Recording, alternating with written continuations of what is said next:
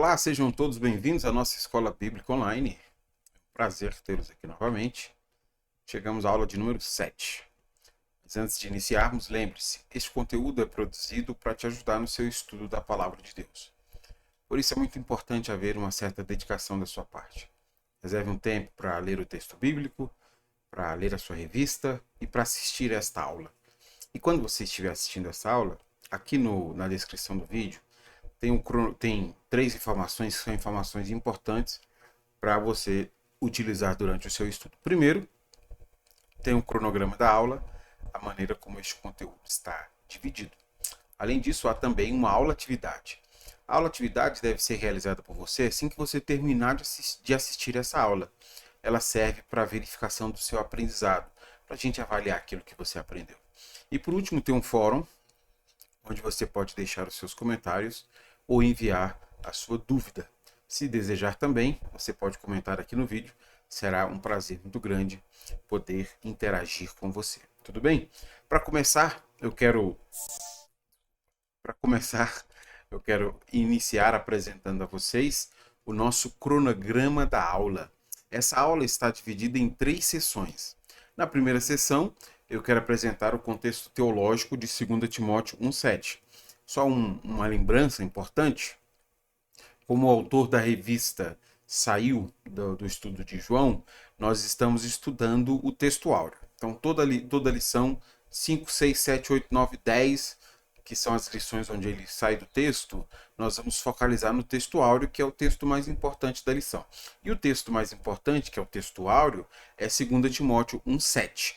Por isso, eu quero começar a primeira sessão explicando o contexto teológico de 2 Timóteo 1,7.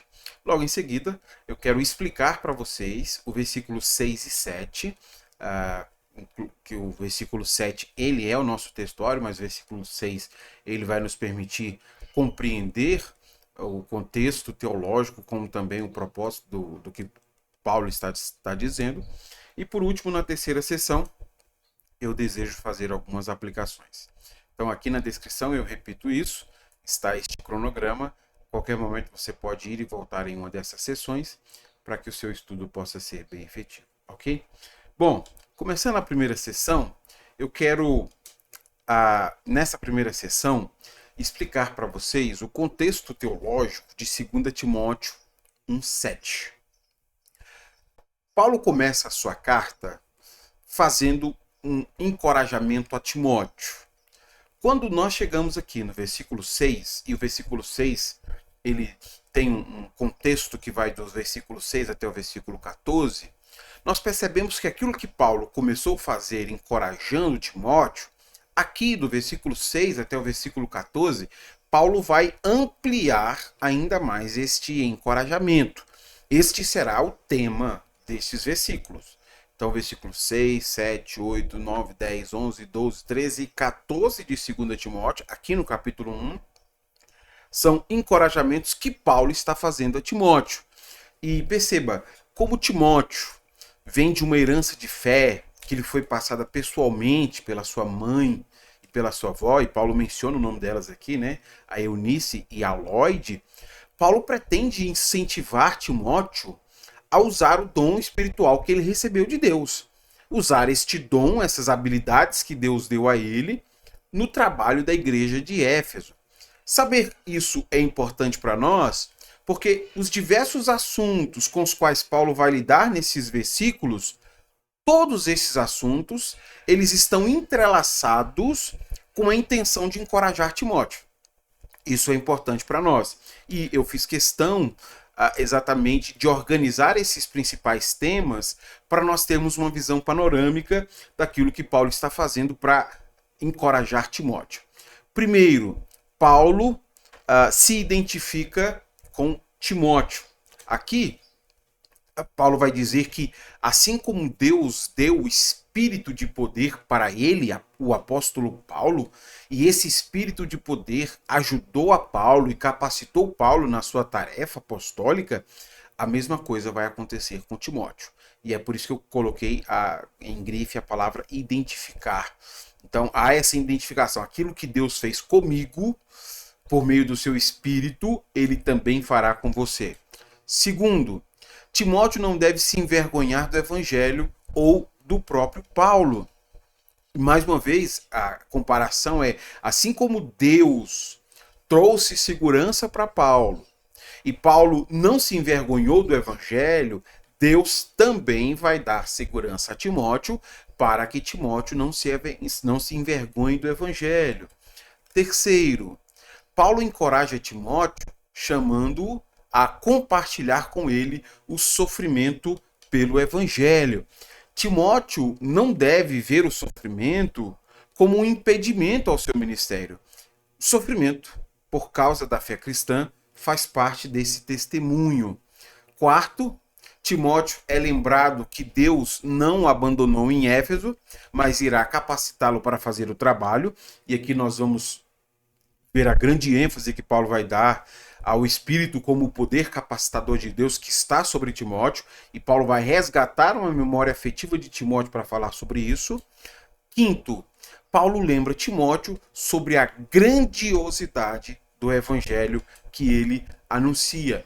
E o evangelho é tão grandioso que eu fiz questão de colocar uma citação que eu considero muito esclarecedora sobre isso que Paulo tem propósito de deixar claro para Timóteo.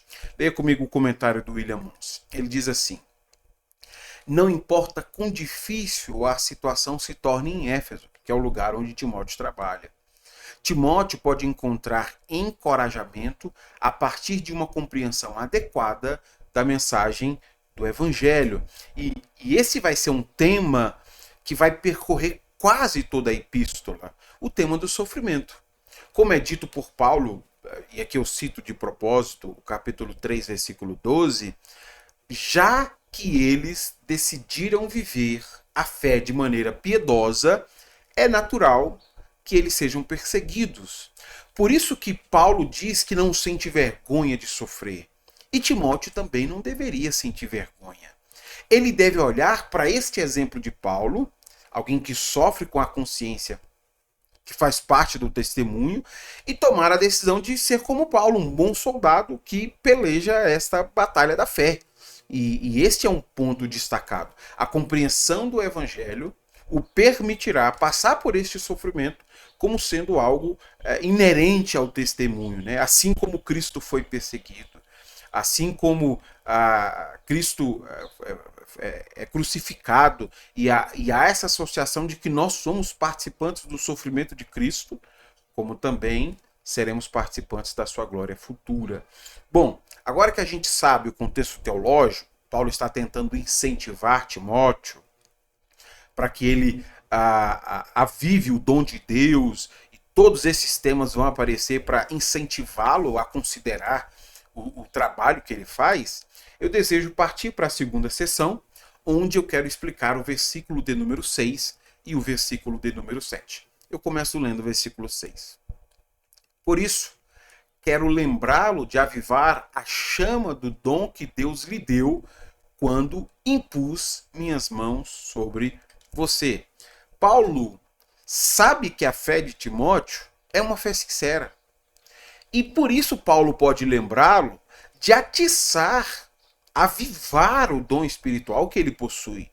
Timóteo não deve desistir do trabalho de evangelismo e do trabalho de pastoreio na igreja de Éfeso.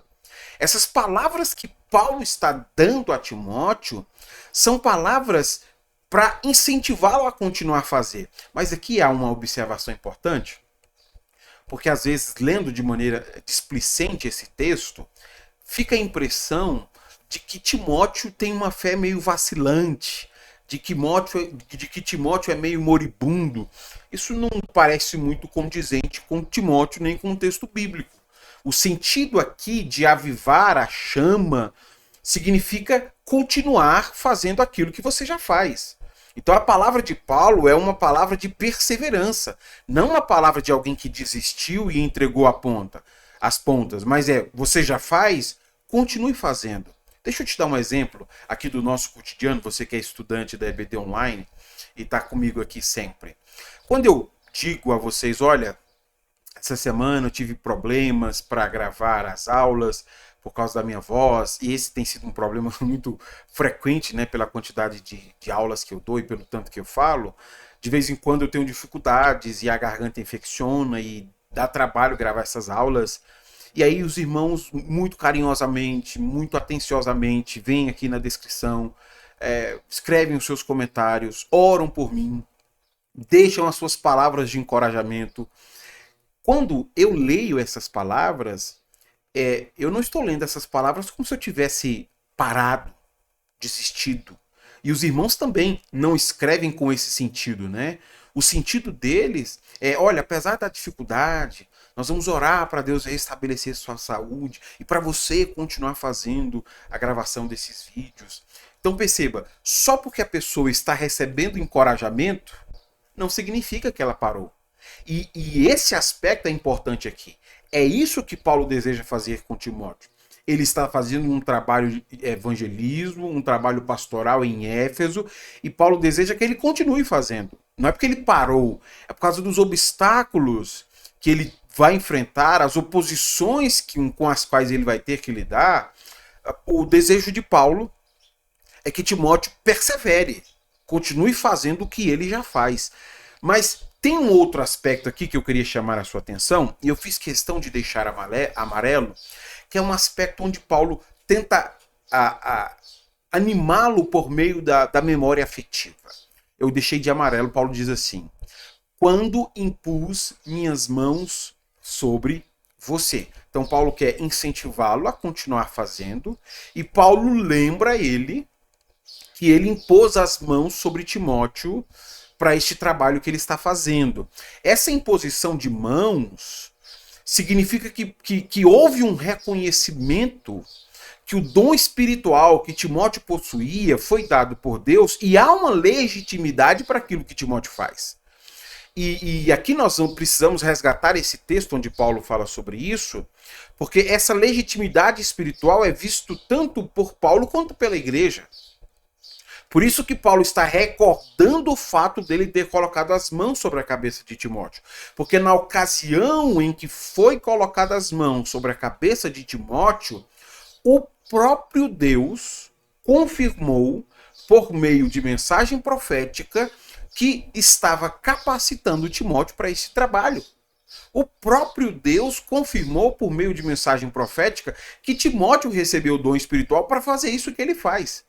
Então perceba que aqui há uma recordação e uma memória afetiva que tenta resgatar o propósito porque Timóteo começou a fazer e porque Timóteo deve continuar fazendo.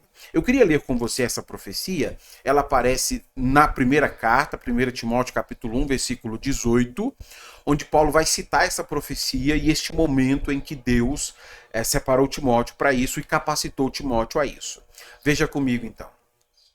Timóteo, meu filho, essas são minhas instruções para você, com base nas palavras proféticas ditas tempos atrás a seu respeito, que elas o ajudem a lutar o bom combate. Você percebe? Foi a profecia dita a Timóteo que identificou Timóteo como possuidor de um dom espiritual. A profecia que disse Deus te capacita por meio de um dom espiritual para o trabalho que você vai realizar. O recebimento deste dom espiritual e a confirmação por meio da profecia foram necessários exatamente para que dissesse a Timóteo: você vai conseguir realizar essa tarefa ministerial porque o próprio Deus, a própria ação do Espírito Santo estará capacitando você para isso. Por isso que Paulo e os presbíteros da igreja impuseram as mãos sobre a cabeça de Timóteo. Porque eles estão reconhecendo a maneira como Deus tem separado Timóteo, a maneira como Deus vai capacitar Timóteo para o trabalho do ministério. Então Paulo está escrevendo a segunda carta lembrando Timóteo. A primeira vez que nós colocamos as mãos, e essa leitura aqui é essencial, veja o finalzinho aí do versículo de número 18, deixa eu riscar para vocês. O finalzinho do versículo 18, Paulo diz assim: que elas o ajudem a lutar o bom combate. O momento em que as palavras proféticas foram ditas e que a igreja impôs as mãos sobre Timóteo, todo mundo tinha clara consciência de que Deus estava separando Timóteo, capacitando Timóteo, e a igreja estava reconhecendo isso. E essas palavras ditas por Paulo pretende recordar Timóteo sobre essa questão. Pretende lembrá-lo desse dia. Timóteo deve sentir encorajamento para continuar o seu trabalho, apesar da oposição que ele vai enfrentar, porque foi o próprio Deus quem o capacitou. E aqui eu queria ler um comentário que eu acho assim que é essencial para todo mundo que trabalha no ministério, porque todo mundo que trabalha no ministério em algum momento vai enfrentar oposições, e eu acho que esse comentário aqui é essencial para todos nós. Mais à frente na aplicação a gente volta nele. Veja comigo o que o Donald Guthrie diz para a gente. Cada ministro cristão precisa, às vezes, retornar à inspiração de sua ordenação. Ser lembrado não apenas da grandeza do seu chamado, mas também da adequação da graça divina que o capacita a desempenhá-lo. De fato, todo trabalhador cristão envolvido em uma tarefa, por menor que seja, precisa da garantia de que Deus nunca comissiona alguém para uma tarefa sem conceder um dom espiritual apropriado para ela. E Paulo pretende deixar isso claro para Timóteo. Como é fundamental Timóteo compreender o papel do Espírito na sua vida. Primeiro, foi o Espírito quem comissionou Timóteo. E o Espírito fez isso por meio desta mensagem profética. Timóteo, você recebe esta capacidade divina para fazer o que vai fazer. Segundo, foi o Espírito quem capacitou Timóteo, lhe dando essas condições apropriadas para o trabalho. Os dons espirituais são essas capacidades espirituais dadas por Deus que nós não alcançaríamos pelo nosso próprio potencial. Terceiro, e aqui é o ponto focal de Paulo, será o Espírito quem vai sustentar Timóteo no ministério quando as coisas não estiverem bem. E as coisas não estarem bem aqui significa a oposição que Timóteo e Paulo vão sofrer na igreja de Éfeso. Apesar desta oposição, da rejeição e do possível sofrimento pelo qual Timóteo pode passar, é o Espírito quem vai sustentar você fazendo aquilo que você faz. Isso é maravilhoso. Depois de lembrar Timóteo de tudo isso, de que o Espírito comissionou, de que o Espírito capacitou e de que o Espírito vai sustentar sobre esse maravilhoso papel do Espírito no ministério de Timóteo, para que Timóteo tenha uma dimensão mais apropriada disso, Paulo passa então a esclarecer a natureza desse Espírito que lhe deu esse dom espiritual. Veja comigo então o versículo 7, que é o nosso texto áureo. Pois Deus não nos deu um espírito que produz temor e covardia, mas sim que nos dá poder, amor e autocontrole. Tudo aquilo que Timóteo precisa para desenvolver o seu ministério virá do Espírito. Sim, todas as qualidades essenciais para o trabalho pastoral virão a partir da obra do Espírito na vida de Timóteo. O Espírito vai dar poder, o Espírito vai dar amor, o Espírito vai dar autocontrole, e tudo isso é o que Timóteo precisa para este trabalho. Tudo isso é o que Timóteo necessita para continuar no ministério. E aí Paulo faz questão de deixar muito claro que essa covardia, ela não é a obra do Espírito. Não é isso que o Espírito produz. E sobre essa covardia, há três coisas que nós precisamos considerar para então avaliar o que Paulo pretende dizer a Timóteo. Primeiro, os dons recebidos por uma pessoa, por Timóteo, todos os dons são dados pelo Espírito. Segundo, a covardia não surge como obra do Espírito. A covardia é uma resposta natural de uma pessoa que é controlada pelos seus impulsos carnais. É a nossa carne quem produz isso.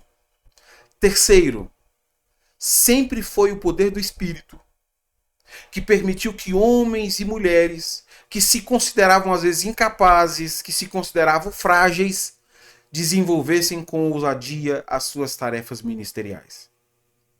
Mas essa ousadia, essa capacidade não era própria deles. Veio como uma capacitação de Deus para o trabalho ministerial.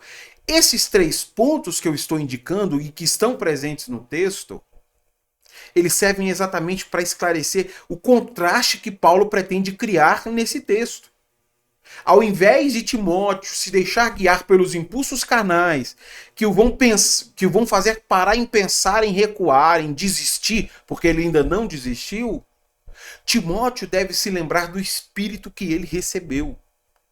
Porque o Espírito Santo vai produzir na vida de Timóteo, preste atenção, todas as habilidades que ele precisa para o ministério. O Espírito Santo vai produzir na vida de Timóteo tudo o que ele precisa para fazer o trabalho do ministério. Isso porque poder, amor e autocontrole não são habilidades inatas da pessoa. O que nós precisamos para fazer bem o trabalho do ministério surgirão como resultado da ação do Espírito Santo sobre nossas vidas. É o Espírito quem nos dá poder, amor e autocontrole. E o que é que Timóteo precisa para continuar fazendo bem o seu trabalho? Poder, amor e autocontrole. Bom, tendo explicado a vocês, eu queria partir para a terceira sessão, fazendo algumas aplicações. Primeira aplicação. Apesar da pressão, o cristão não deve parar de trabalhar para o Senhor. E aqui eu reconheço que trabalhar no ministério existem muitas pressões contrárias. O trabalho ministerial ele é sempre muito inóspito. O mundo é inóspito. A maneira como as pessoas são controladas pelos seus impulsos naturais é inóspito ao trabalho pastoral. Muitas das coisas que nós fazemos, e às vezes com o melhor das intenções para o crescimento e para a edificação, não recebe total apoio. E apesar disso, apesar da pressão, da rejeição, dos conflitos, das dificuldades, apesar das nossas idiosincrasias que às vezes não nos fazem parar para pensar se vale a pena continuar, apesar de tudo isso, nós não devemos parar. E essa é a avaliação que às vezes você pode estar fazendo. Nossa, eu estou trabalhando há algum tempo e tudo que eu recebi ao longo desses anos foi rejeição.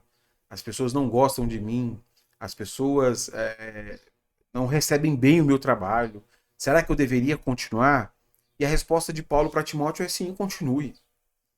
Nós recebemos pressões contrárias e oposições, mas nós devemos nos lembrar quem nos comissionou. Apesar da pressão contrária e das oposições, o cristão não deve parar. Então, para você que chega final do ano, começa a avaliar 2024, o que eu vou fazer? Eu continuo ou paro? A resposta de Paulo para Timóteo eu acho que aplica bem para a gente aqui. Não pare. Se foi Deus que te chamou para o ministério, se Deus confirmou isso, se o Espírito Santo te deu um dom, se o Espírito Santo te capacitou, continue fazendo, porque foi Deus que te chamou. Por pior que sejam as oposições, mesmo que hajam muitas pressões, foi o Senhor que te chamou. Continue aquilo que você faz. Segunda aplicação. A continuidade do seu ministério depende do Espírito. Quando eu digo para você continuar fazendo, eu não estou apenas conjecturando, continue porque continue. Paulo faz questão de enfatizar o papel do Espírito Santo na vida de Timóteo. Foi o Espírito quem comissionou Timóteo por meio da mensagem profética. Foi o Espírito quem capacitou Timóteo, lhe dando condições apropriadas para o trabalho. E será o Espírito quem vai sustentar Timóteo quando essas coisas não forem boas no ministério. Tudo o que Timóteo está passando precisa ser considerado de maneira apropriada. O ministério enfrenta oposições. Mas no caso de Paulo, Paulo diz, Timóteo, lembra do dia. Lembra do dia em que o Espírito falou sobre a capacidade que ele te daria. Lembra do dia que a igreja impôs as mãos sobre a sua cabeça. E por que você deve se recordar? Porque desde o começo o Espírito Santo está te capacitando a isso. E se você quer continuar no ministério, será necessário você lembrar o papel do Espírito na sua vida. Eu disse na primeira aplicação que você não deve desistir. Mas a única possibilidade de você não desistir é permitir que o Espírito continue guiando sua vida, influenciando você. Ao invés de agir pelos seus impulsos naturais, pedir a Deus para que o Espírito cada vez se torne mais latente em sua vida. Para que assim você se sinta cada vez mais capacitado. Se não for pela ação do Espírito em sua vida, se for pela racionalização, se for pelos seus impulsos, provavelmente você não passa de hoje. Deixa eu repetir isso. Se você for avaliar perdas e ganhos, se você for avaliar pelas suas preferências, se você for avaliar pela aceitação ou rejeição, se você for avaliar pelo lucro, se você for avaliar pela realidade brasileira do final do ano de 2023, se você for avaliar assim, você não passa de hoje. E é muito fácil convencer qualquer pessoa que chegou a hora de parar. Eu posso contar para você a difícil tarefa do que é ser pastor de uma igreja local há 14 anos. É muito difícil. Mas, ao invés de olhar para essas questões, eu me lembro do dia em que o Senhor me chamou para isso. Eu me lembro do dia em que o Espírito Santo me capacitou a isso. Eu me lembro do dia que a minha igreja local colocou as mãos sobre minha cabeça, reconhecendo tudo isso. E toda essa memória afetiva me faz lembrar que o Espírito Santo esteve comigo todo este tempo. Então por que parar? O ministério só vai continuar se nós entendermos o papel do Espírito Santo na continuidade de nossas vidas. Terceira aplicação. O Espírito Santo é a presença capacitadora de Deus sobre o seu povo. Veja, essa imagem é uma imagem do Novo Testamento importante para nós. Deus está habitando no meio do seu povo e o Espírito Santo é essa presença de Deus que capacita o povo de Deus a servir no ministério. O que nós precisamos de capacidade para continuar vem de Deus. Porque às vezes nós queremos colocar critérios que não são legítimos. Por exemplo, eu não sei se eu continuo no ministério porque eu não sou muito bom no grego e no hebraico. Como é que eu vou fazer exegese do texto bíblico? Eu não sei se eu vou continuar no ministério porque eu não tenho aí inglês e a demanda do mundo hoje é o inglês, eu não falo inglês, como é que eu vou continuar no ministério? Eu não vou continuar no ministério porque eu sou ruim de administração e pastor do século XXI, ele é mais um administrador do que um pastor. Como é que eu vou fazer? Sabe o que a gente precisa entender? Que é o Espírito que nos dá as qualidades que a gente precisa para fazer aquilo que Deus nos chamou para fazer. As habilidades que nós precisamos desenvolver para fazer o trabalho de Deus, da obra de Deus, só virá por meio da ação do Espírito em nossas vidas. E por isso que eu resgato a aplicação da aula passada. Se você não assistiu, eu indico que você assista. Igreja não pode absorver modelos de liderança mundana. A igreja não pode se apropriar de uma abordagem do mundo para maneira como nós somos igreja e como nos organizamos como igreja. Porque toda e qualquer pessoa que é capacitada pelo Espírito de Deus, ela pode não saber mexer no computador, ela pode não saber administrar bem uma empresa, mas se ela é capacitada pelo Espírito de Deus, ela é útil para fazer aquilo que Deus a chamou para fazer. São habilidades diferentes. Por isso que nós não podemos nos perder aqui. Porque às vezes nós estamos colocando critérios que não fazem a menor diferença para a igreja. E sabe por que não fazem? Porque a igreja é um organismo espiritual. E às vezes nós estamos pensando em pessoas para organizar uma instituição, para liderar uma empresa. E quando se trata de igreja local, a qualidade necessária para o bom trabalho virá do Espírito que nos capacitará a isso. Quarta aplicação. A habilidade que você precisa para desenvolver bem o seu ministério virá do Espírito. Bom, Paulo deixou isso claro para Timóteo. Poder, amor e autocontrole não são habilidades inatas. E eu estou ampliando essas aplicações para tentar deixar muito claro para você que as habilidades que você precisa, elas virão do seu relacionamento pessoal com Deus.